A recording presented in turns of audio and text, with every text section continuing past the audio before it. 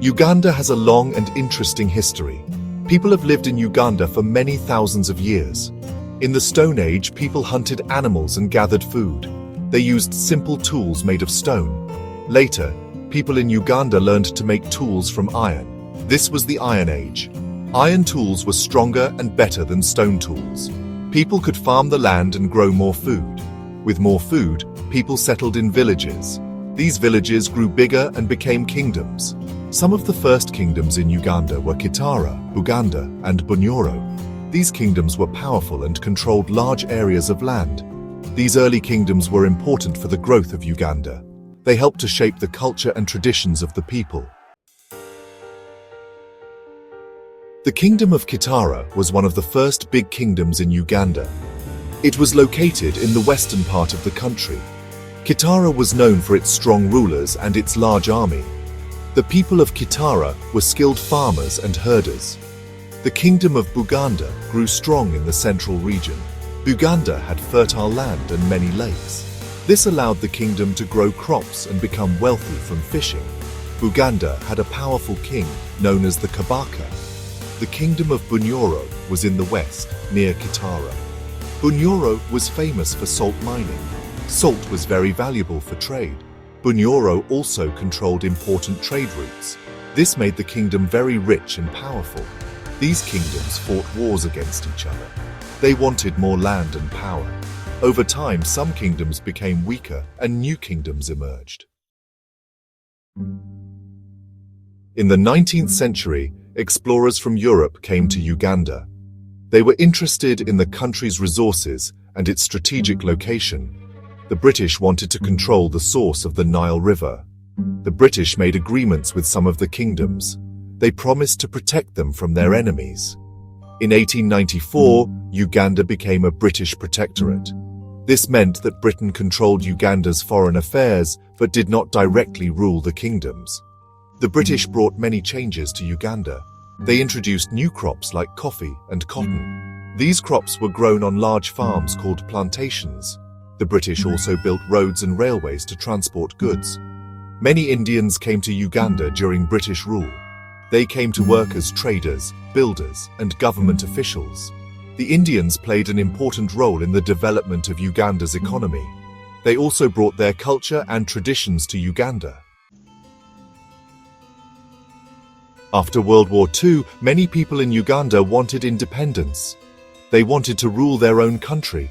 They formed political parties and organized protests against British rule. Britain agreed to give Uganda independence. On October 9, 1962, Uganda became an independent nation. People celebrated in the streets. They were happy to be free from colonial rule. Milton Obote became the first Prime Minister of independent Uganda. He was the leader of the Uganda People's Congress, or UPC. Uganda became a republic in 1963, with the Kabaka of Buganda as ceremonial president. However, there were problems in the new country.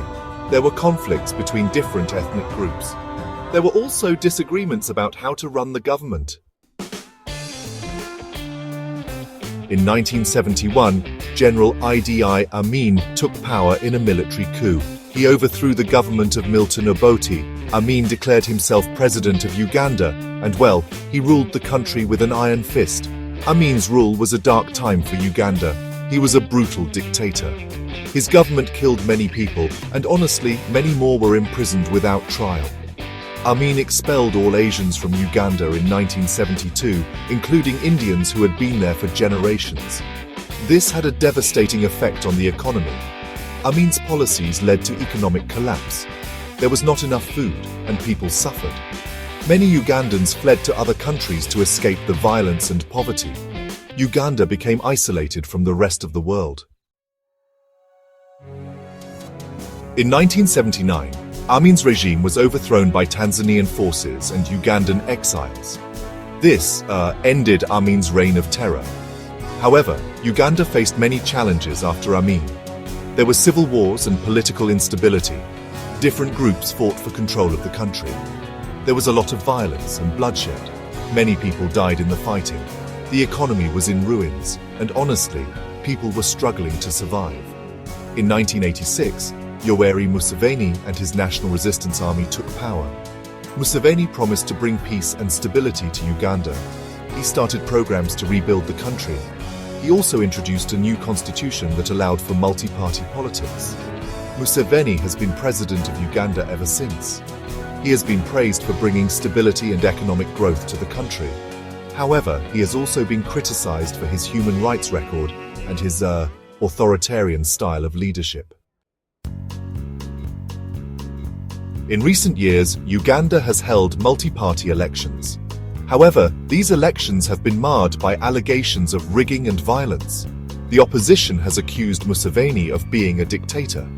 They have called for him to step down. Uganda still faces many challenges. Poverty is still a major problem.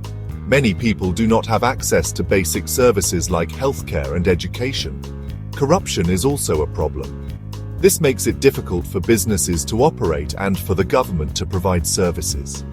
Despite these challenges, Uganda has made progress in recent years. The economy is growing, more children are going to school, life expectancy is increasing. Uganda is working to improve its infrastructure and attract foreign investment.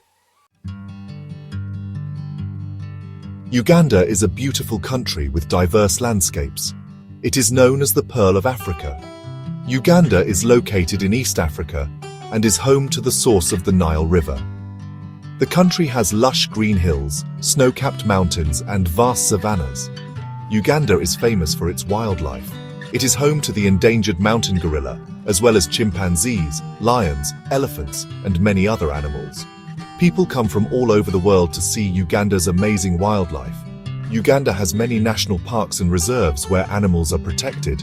Most Ugandans live in rural areas. They rely on agriculture for their livelihood. They grow crops like bananas, coffee, and tea. Ugandans are known for their hospitality.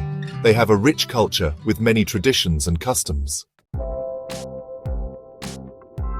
Uganda has a rich and complex history. From its ancient kingdoms to its colonial past and its struggles for independence, Uganda has been shaped by many forces.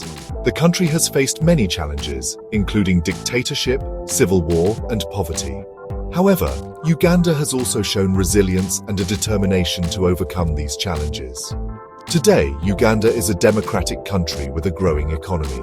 The country is working to improve the lives of its people and to create a better future for all. Understanding Uganda's past is essential for understanding its present and shaping its future. By learning from the mistakes of the past, Uganda can build a more peaceful, prosperous, and just society for all its citizens.